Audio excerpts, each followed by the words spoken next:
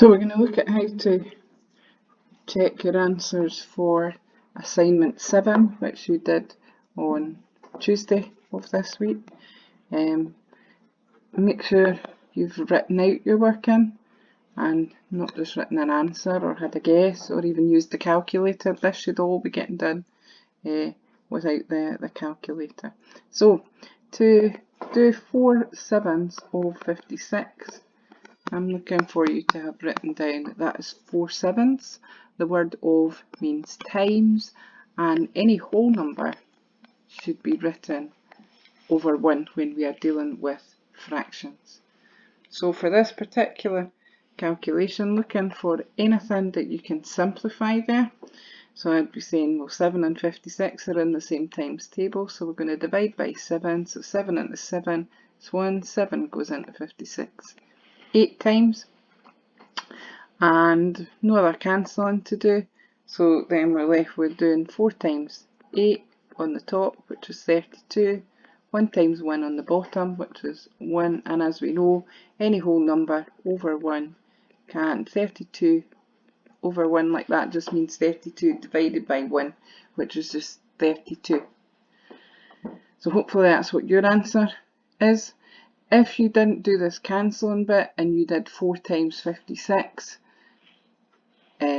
so you would end up, if you had done that, with a much bigger number on the top and then 7 on the bottom, and then you're trying to simplify to get down to 32. So my recommendation is that you do this cancelling method, because it avoids you having to deal with big numbers like in this next one.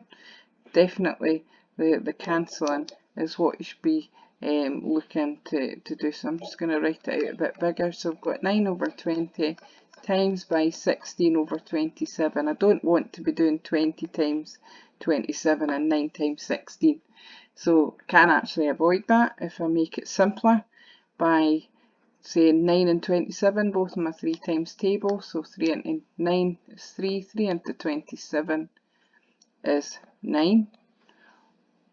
But would I notice, oh, I could have actually, I can divide again. I can do 3 into 3 equals 1, 3 into 9 is 3. So I could have got there a bit quicker if I'd said, oh, 9 and 27 both divide by 9. But it is okay to do what I just did there as well, which was divide them both by 3, but then notice that I could still divide by 3 again.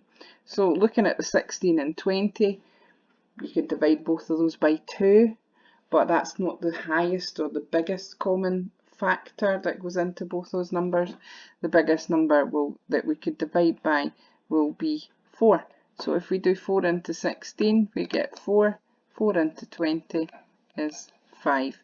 Right, so this comes down to good knowledge of your times tables and what numbers are factors, which is all the numbers that divide into each other. So here we're then left with 1 times 4 on the top would be 4, and 5 times 3 on the bottom. So your answer, fully simplified, should be 4 over 15. So again, with this next one, we've got 3 over 7 times 4 and 2/3. Now this time we have a mixed number for the first time, and what you were learning in today's lesson was that you needed to change the mixed number into a top-heavy fraction. So remember, to do that, we do the whole number, which in this case is 4, times that bottom number, which is 3 in this case. So 4 times 3, that gives us 12, and then we need to add on the 2 at the top, makes 14. The number on the bottom remains the same. So 4 and 2/3 is the same thing as having 14/3. Now we want to do the calculation, so we're looking for any cancelling, so we can simplify between the 3 and the 3, so 3 into 3 goes once.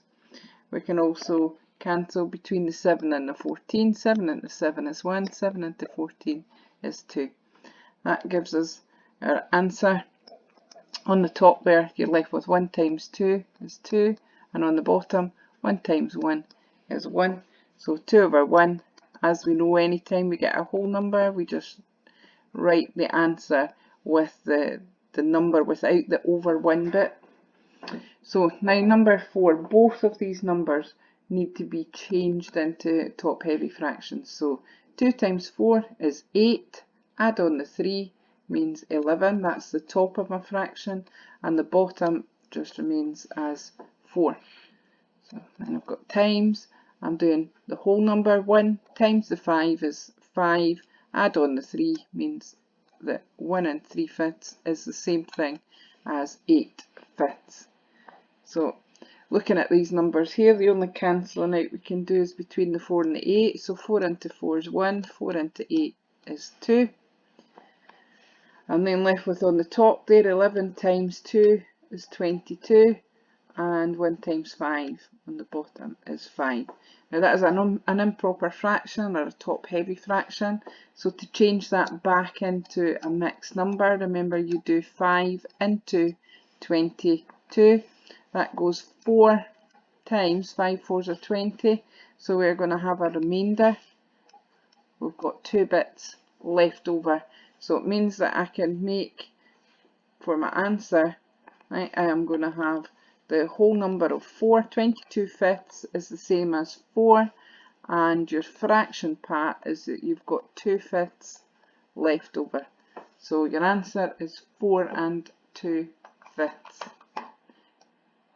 If you've got down to 22/5, that is correct, but just practice doing that extra step of putting it back into the mixed number form when it's appropriate.